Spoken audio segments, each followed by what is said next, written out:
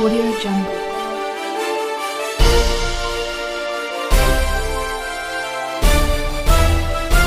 Audio Jungle. नमस्कार दोस्तों, मैं रोहितास यादव विनायक कोचिंग पलसाना के YouTube चैनल में आपका स्वागत करता हूं। दोस्तों, अपना टॉपिक था आमेर का कछवाहा वंश और आमेर के कछवाहा वंश का अपन ने परिचय पढ़ा था और परिचय पढ़ने के बाद अपन ने पृथ्वीराज कछवाहा के बारे में बात की थी। पृथ्वीराज कछवाहा के बारे में चर्चा की थी कि पृथ्वीराज कछवाहा ने 1503 से 1527 तक शासन किया था। पृथ्वीराज कछवाहा की पत्नी का नाम था बालाबाई और ये जो बालाबाई थी ये राव लूणकरण की पुत्री थी। राव लूणकरण जो बीकानेर के शासक थे,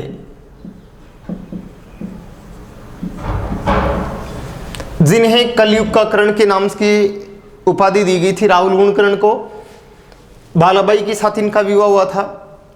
बालाबाई जो लूणकरण की पुत्री थी, पृथ्वीराज कछवाहा के साथ विवाह हुआ था। इस बालाबाई ने कृष्णदास पयहारी को अपना गुरु बनाया था और इनसे वैष्णव संप्रदाय या वैष्णव धर्म की दीक्षा ली थी। और ये जो कृष्णदास पयहारी जी थे, इन्होंने कापालिक गुरु चतुरनाथ को शास्त्रार्थ युद्ध में पराजित किया था और चतुरनाथ जी चले जाते हैं। कृष्णदास जी ने गलताजी में रामानुज संप्रदाय की स्थापना की और गलताजी में जो रामानुज संप्रदाय की पीठ है वो उत्तरी भारत में इस संप्रदाय की प्रधान पीठ है, इसलिए इसे उत्तर तोताद्री कहते हैं। गलताजी को मंकी वैली कहा जाता है, राजस्थान का काशी के बनारस या काशी कहते हैं राजस्थान का। अब इस पृथ्वीराज कछवाहा के 12 पुत्र थे, तो इन्होंने अपने 12 पुत्रों में आमेर को 12 भागों में विभाजित किया, इसलिए इसे 12 कोटड़ी नाम दिया गया आमेर को। और अंत में पृथ्वीराज कछवाहा ने बालाबाई के कहने पर अपने बेटे पूर्णमल कछवाहा को अपना उत्तराधिकारी घोषित कर दिया था। अब इस पूर्णमल कछवाहा को 1533 में रतन सिंह कछवाहा ने पराजित कर दिया और इसकी हत्या कर दी। रतन सिंह शासक बन गया। अब बात करते हैं इस रतन सिंह कछवाहा के बारे में।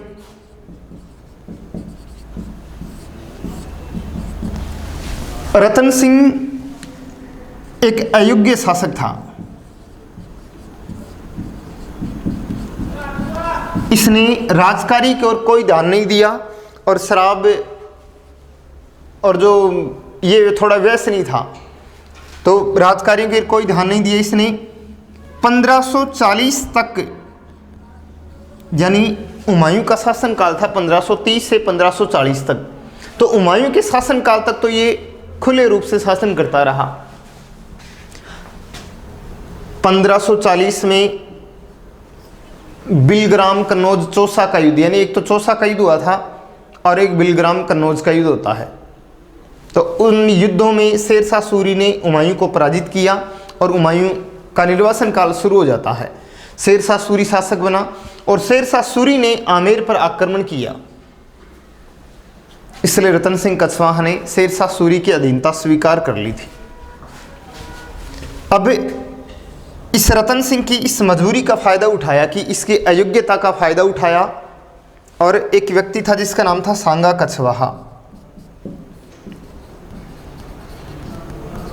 सांगा कछवाहा ने इस रतन सिंह के छोटे भाई आस्करण को अपनी ओर मिलाया और कुछ सामंतों को अपनी ओर मिला लिया और मोजम्माबाद को जीत कर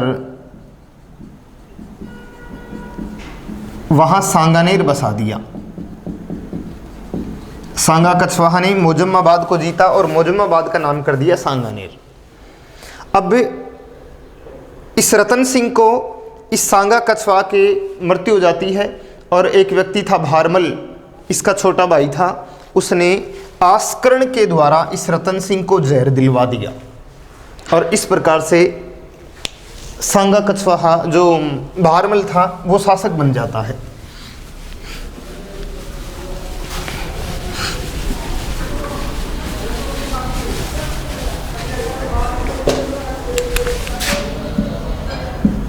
बात करते हैं भारमल की।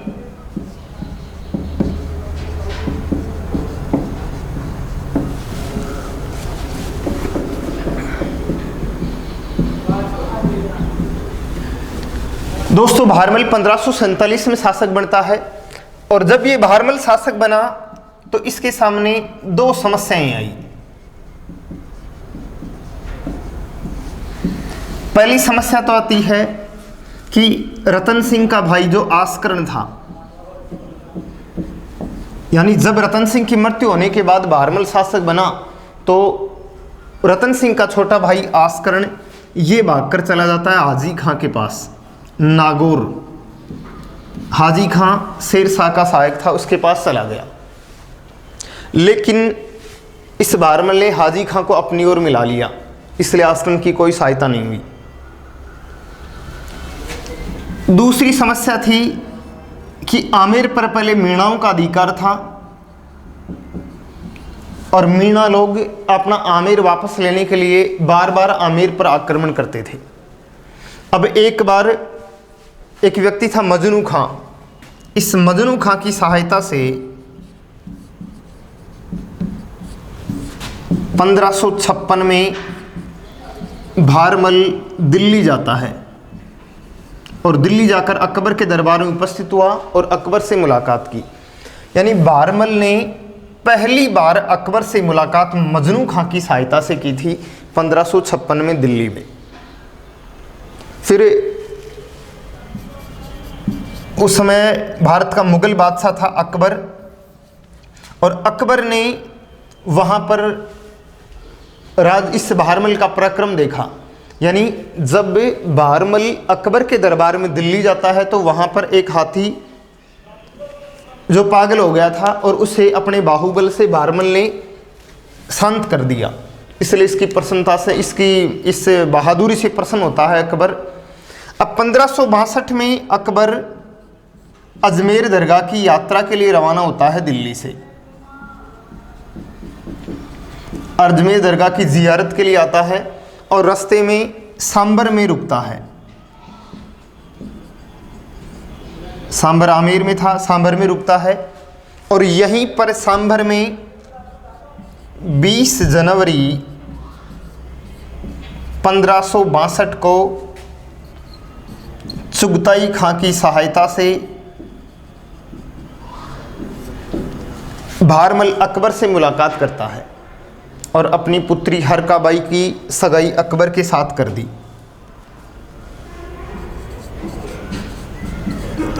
हरकाबाई जो भारमल की पुत्री थी,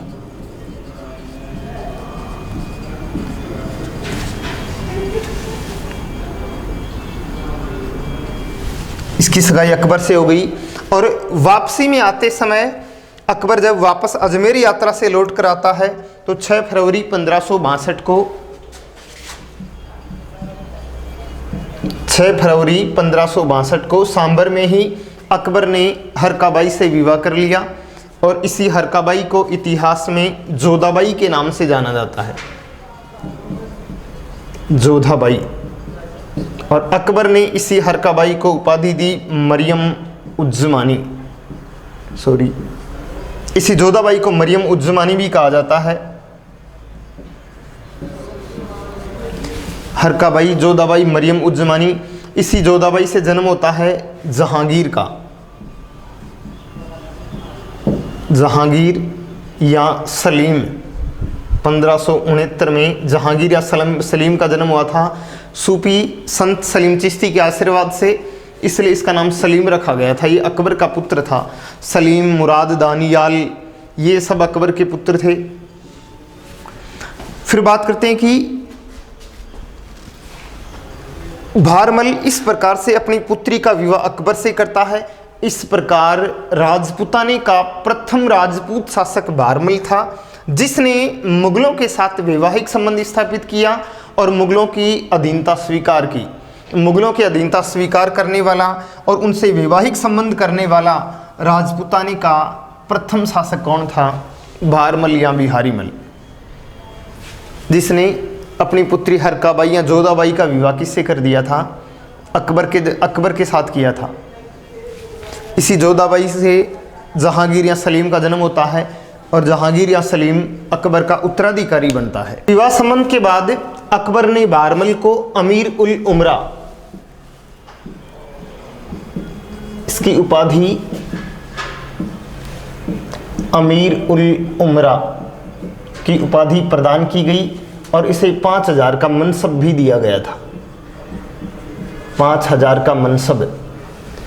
दोस्तों, ये जो मनसब होता है, ये एक प्रथा होती थी, मनसबदारी प्रथा।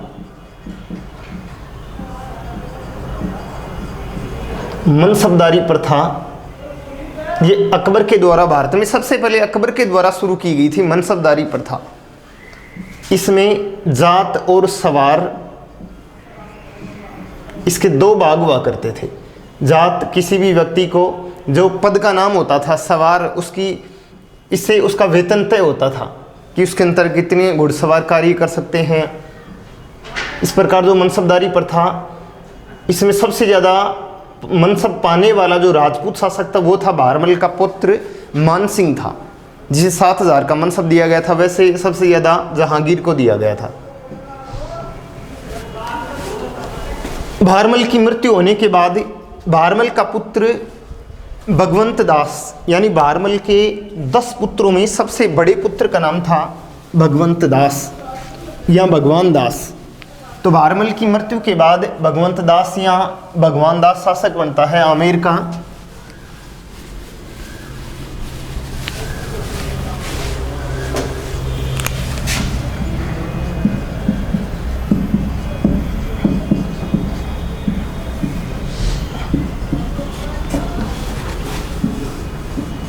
भगवान दास का शासनकाल था 1573 से 89 ईस्वी तक। भगवान दास को अपनी सेवाओं के कारण मुगल दरबार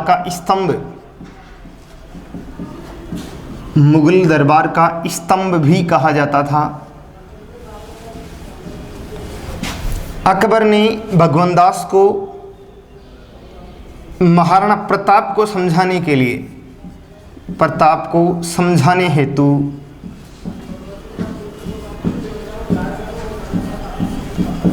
तीसरे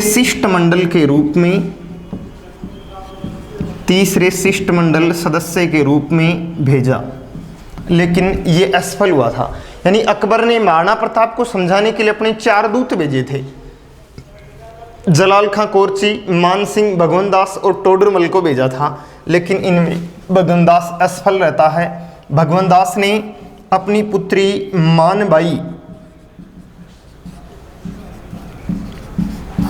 मानबाई का विवाह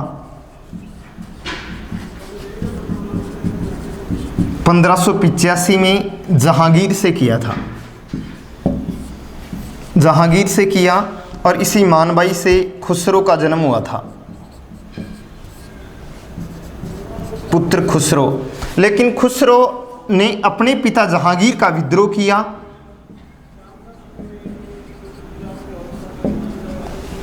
और इस विद्रोह में सिखों के 5वें गुरु अर्जुन देव ने खुसरो को आशीर्वाद दिया था। इसलिए जहांगीर ने सिखों के 5वें गुरु अर्जुन देव को मृत्युदंड की सजा दे दी थी। और ऐसा माना जाता है कि इस मानबाई ने अपने पुत्र की विद्रोही प्रवृत्ति से दुखी होकर इसे मरवा दिया था और फिर इसने भी आत्महत्या कर ली थी, इसलिए इसे पुत्रहंता माता भी कहा जाता है।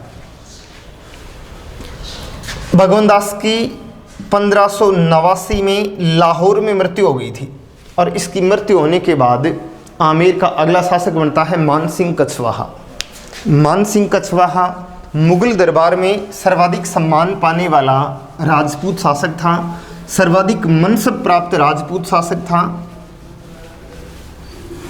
इसे मुगल दरबार में सबसे ज़्यादा सम्मान प्राप्त था।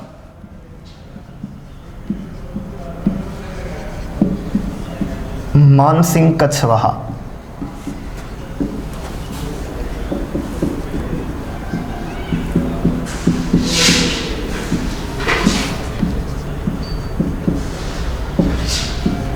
उपाधि फरजंद, और फरजंद का मतलब होता है दत्तक पुत्र, और यह फरजंद की उपाधि अकबर के द्वारा दी गई थी।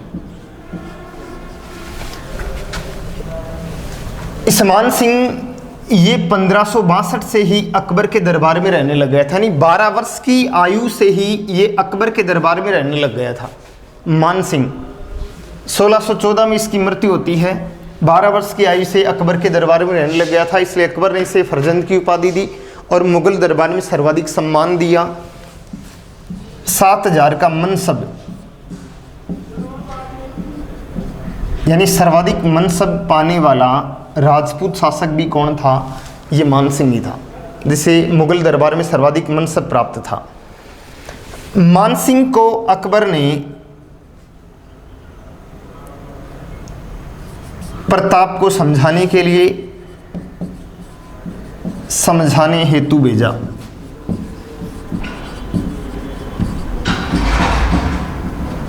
(1573) में मेवाड़ भेजा, लेकिन मान सिंह असफल हुआ था। इसी मान सिंह ने हल्दी घाटी युद्ध में अकबर की ओर से भाग लिया था, लेकिन इस हल्दी घाटी युद्ध में ये असफल हुआ था। असफल होकर जब लौटा तो अकबर ने इसके जात मनसब छीन लिए, इसके सम्मान में कमी कर दी थी और इसके शाही घोड़ों या मान सिंह के घोड़ों को शाही दाग से मुक्त कर दिया था। लेकिन कुछ समय बाद इसको वापस अपनी सेना में शामिल कर लिया और उसके बाद मान सिंह को बंगाल, उड़ीसा इन क्षेत्रों का सूबेदार बना दिया था। बंगाल, उड़ीसा इन क्षेत्रों का सूबेदार बनाकर भेज देता है। और मान सिंह जब बंगाल अभियान जाता है तो बंगाल अभियान से जब मान सिंह लौट कर आया तो बंगाल अभियान से लौट कर आते समय शिला माता की मूर्ति लेकर आया था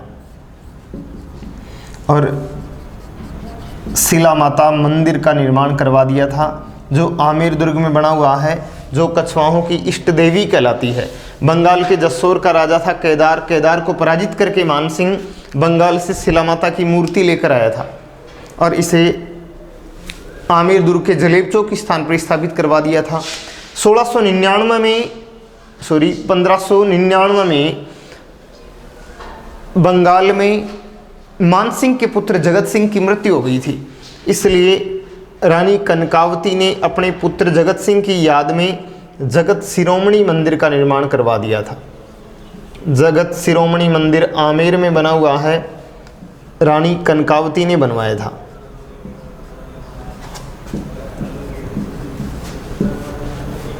कनकावती ने पुत्र जगत सिंह की याद में बनवाया।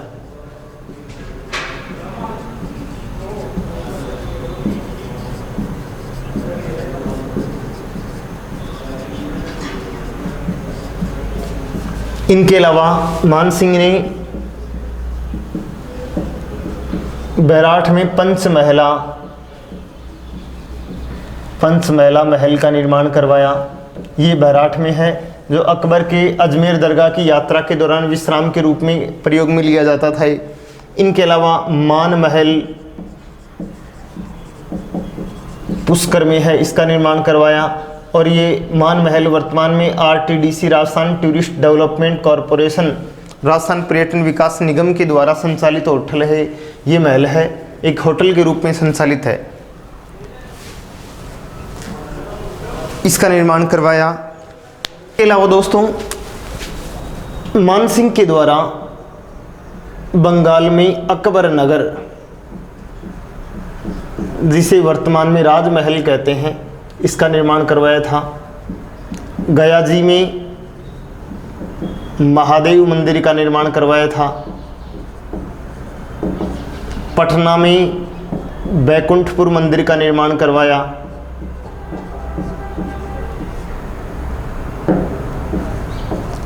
इन सभी मंदिरों का निर्माण मान सिंह के द्वारा करवाया गया था। इनके अलावा दोस्तों एक बात करेंगे हम पोट्री कला की।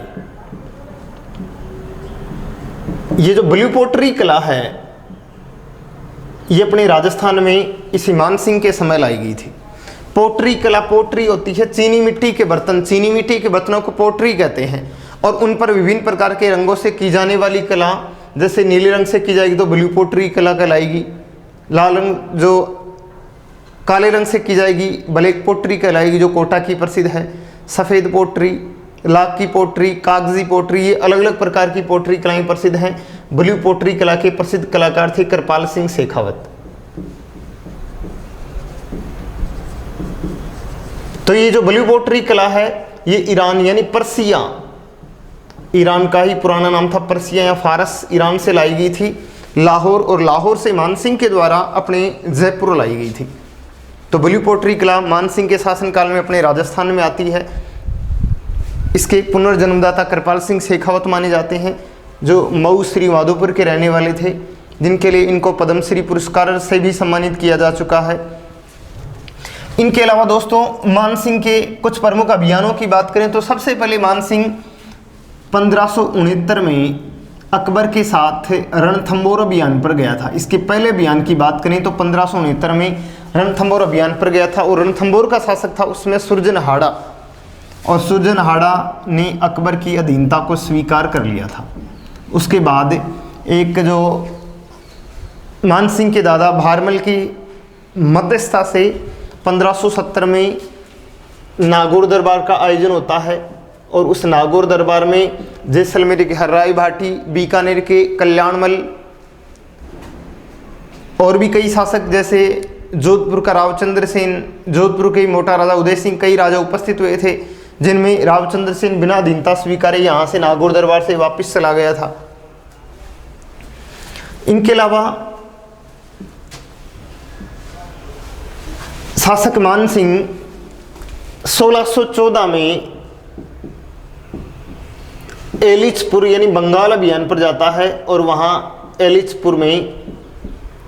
एलिचपुर अभियान के दौरान इसकी मृत्यु हो जाती है मानसिंह की। तो फर्जंद की उपाधि या दत्तक की उपाधि प्राप्त करने वाला ये प्रथम शासक माना जाता है मानसिंह। इसके दरबारी कवियों की बात करें तो मानसिंह के दरबारी कवियों में कवि जगन्नाथ ने मानसिंह कीर्ति मुक्तावली,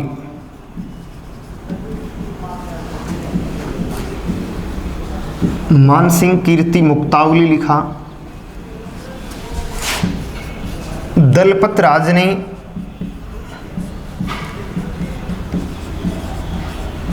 पवन पश्चिम, इनके अलावा संत दादू दयाल जी,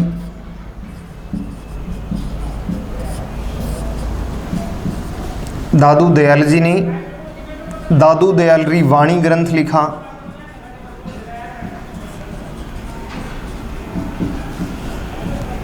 और देखो ये जो दादू दयाल जी थे, इन्होंने फतेहपुर सीकरी में अकबर से भी मुलाकात की थी। 1585 के लगभग ये फतेहपुर सीकरी गए थे, और फतेहपुर सीकरी में इन्होंने अकबर से मुलाकात की थी। इनके अलावा पुंडरीक विठल ने राग मंजरी, राग चंद्रोदय जैसे ग्रंथ लिखे थे, पुंडरीक विठल के द्वारा लिखे गए थे। मुरारीदान ये भी मानसिंह के दरबारी कवि थे, और इन मुरारीदान के द्वारा मान प्रकाश ग्रंथ लिखा गया था। इनके अलावा सुंदरदास जी, हरिदास जी अन्य दरबारी कवि थे। इनके मानसिंह के अन्य दरबारी कवि सुंदरदास जी, हरिदास जी, मुरारीदान ने मान प्रकाश ग्रंथ लिखा, जगन्नाथ ने मानसिंह कीर्ति मुक्तावली ग्रंथ लिखा, दलपत राज ने पवन पश्चिम ग्रंथ लिखा, प्रशस्ति पत्र लिखा इन्होंने, प्रशस्ति पत्र। दादू दयालरी वाणी, पुंडरीक विठल ने राग मंजरी, राग चंद्रोदय ऐसे कुछ ग्रंथ लिखे थे। ये थे इनके प्रमुख दरबारी कवि या साहित्यकार वगैरह थे मानसिंह के। मानसिंह के बाद इनका पुत्र भाव सिंह शासक बनता है, लेकिन भाव सिंह की निसंतान मृत्यु हो गई, इसलिए भाव सिंह के बाद अगला शासक बनता है मिर्जा राजा जय सिंह। इनके अतिरिक्त दोस्तों शासक मानसिंह अकबर के नवरत्नों में से भी एक था।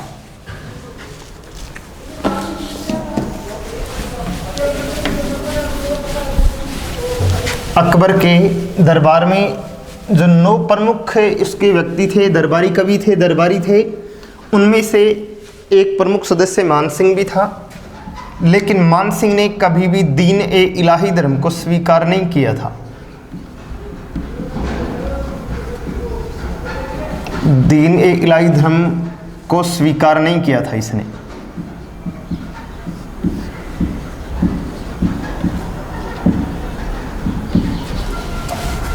मान सिंह के जीते जी इसके 3 पुत्रों जगत सिंह, दुर्जन सिंह और हिम्मत सिंह, इनकी मृत्यु इनके जीते जी हो गई थी। और इसी जगत सिंह की याद में जो जगत शिरोमणि मंदिर बना है, जिसकी चर्चा कर चुके हैं, जिसे मीरा मंदिर के नाम से भी जाना जाता है, इसी की याद में बना था मीरा मंदिर या जगत शिरोमणि मंदिर।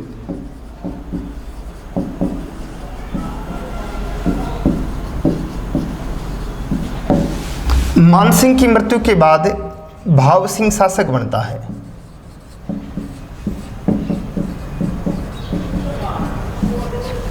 जब भाव सिंह शासक बनता है तो इस मान सिंह का जो पुत्र था मिर्जा जयसिंह,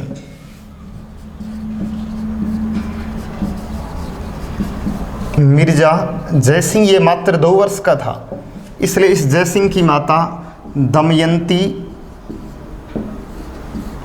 ने सोचा कि भाव सिंह कहीं भावी शासक बनने के चक्कर में मिर्जा जयसिंह की हत्या ना कर दे, इसलिए दमयंती मिर्जा जयसिंह को लेकर दौसा चली गई।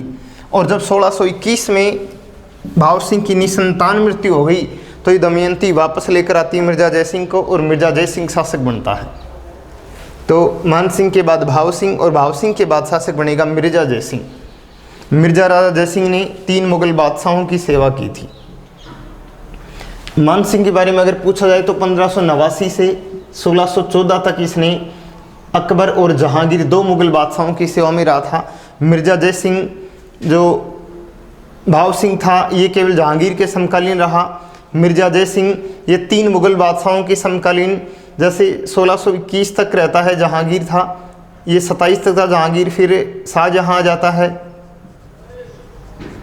1658 तक, फिर औरंगजेब आ जाता है। तो ऐसे 3 मुगल बादशाहों के समकालीन रहता है।